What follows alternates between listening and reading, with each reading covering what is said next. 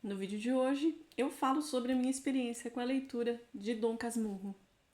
Capitu, apesar daqueles olhos que o diabo lhe deu, você já reparou nos olhos dela? São assim de cigana, oblíqua e dissimulada. Olá para você que está passando por este canal, seja muito bem-vindo. E no vídeo de hoje, então, um vídeo de resenha, eu vou contar um pouquinho sobre a minha experiência com a releitura desse clássico, Dom Casmurro de Machado de Assis. Quero que você me acompanhe nesse vídeo, então já peço para deixar o seu like, se inscrever aqui no canal se ainda não for um inscrito e vamos falar de livro.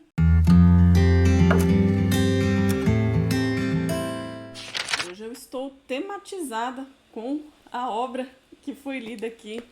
Esse trechinho que eu li para vocês sobre os olhos da Capitu, ele compõe a minha camiseta aqui, que está escrito justamente isso: olhos de cigana oblíqua e dissimulada. Eu adoro essa camiseta por referência, obviamente, a esse livro aqui, que é um dos meus livros preferidos do Machado de Assis. Eu fiz a releitura agora desse livro aqui e continua sendo um livro incrível para mim, continua sendo um dos meus preferidos da vida. Em 2020, eu fiz uma maratona. Na época de pandemia, estava lendo bastante naquela época também, e eu acabei fazendo uma maratona de Machado de Assis. Então eu peguei para ler todos os romances do Machado de Assis, li todos os romances dele. Depois eu li, acho que mais de 200 contos dele também, o que eu consegui ter acesso eu li também. Então eu fiz um intensivão de Machado de Assis naquela época e foi muito enriquecedor, eu gostei muito, muito mesmo. E agora me deu vontade de reler Machado de Assis, eu falei, vou reler, por que não, né? Aqui a história é aquela história famosíssima, claro, para quem já leu, né? De um garotinho chamado Bentinho. Ele morava numa cidade ali com a sua mãe e a mãe dele, ela fez uma promessa para que se ele nascesse com saúde, ela daria o Bentinho para a igreja, ele teria que se tornar um padre.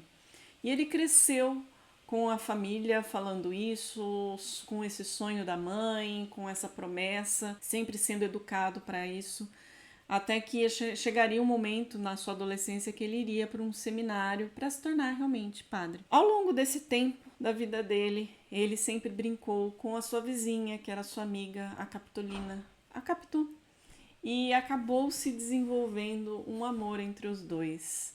Ele nem tinha percebido direito isso, ele não pensava muito nisso, mas uma pessoa ali próxima da família acabou abrindo seus olhos para uma coisa que ele nunca tinha visto, que era o amor que ele sentia pela Capitu.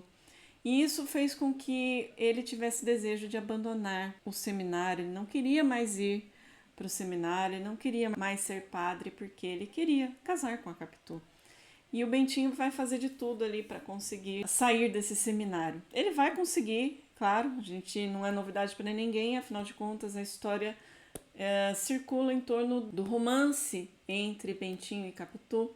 Afinal de contas eles se casam, constituem família, porém o Bentinho é uma pessoa muito ciumenta. A gente tem aqui a história sendo contada totalmente por ele, ou seja, a visão é somente do Bentinho, então a gente tem aqui um narrador um tanto duvidoso para os relatos que ele conta aqui pra gente. Ele jura de pé junto que a Capitu traiu, então a história vai girando em torno disso.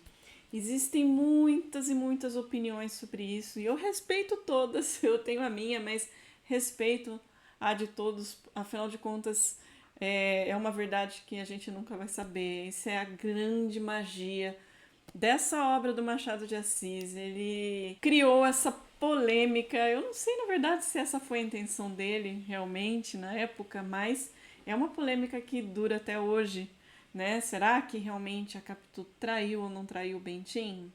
Não saberemos, apenas será a nossa opinião sobre o assunto.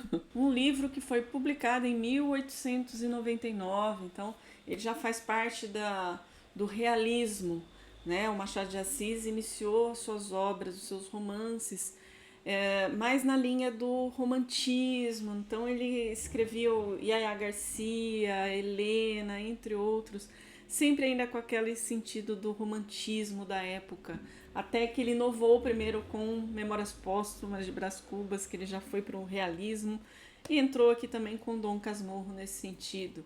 Embora a gente fale aqui sobre um romance, ele usa essa obra muito para fazer críticas, para mostrar um pouco sobre a realidade do ser humano, né? Não só romantizar os sentimentos, as situações, mas sim também deixar mostra, né, para as pessoas o que às vezes elas podem sentir de verdade. Então isso aqui foi uma grande inovação para aquela época e encanta a gente até hoje. Então é uma obra assim que realmente é inesquecível. Quem tiver a oportunidade de ler Dom Casmurro, leia. Não é uma obra assustadora, como muitas pessoas às vezes têm medo, falar, nossa, ler Machado de Assis deve ser muito difícil. Não considero tão difícil assim, mas é uma obra muito enriquecedora, uma obra que, sim, que sendo um clássico já fala por si só, né? Tem muito a dizer até hoje pra gente. Então, foi uma releitura muito gostosa que eu fiz desse livro e recomendo para vocês também. Espero que tenham gostado da resenha. Deixa aqui nos comentários se vocês já leram Dom Casmurro, se pretendem ler. Espero que sim, caso não tenham lido ainda, que se animem a fazer essa leitura. E espero que tenham gostado do vídeo também. Se gostou, não esquece de deixar o like, de se inscrever no canal e a gente se vê numa próxima. Até mais!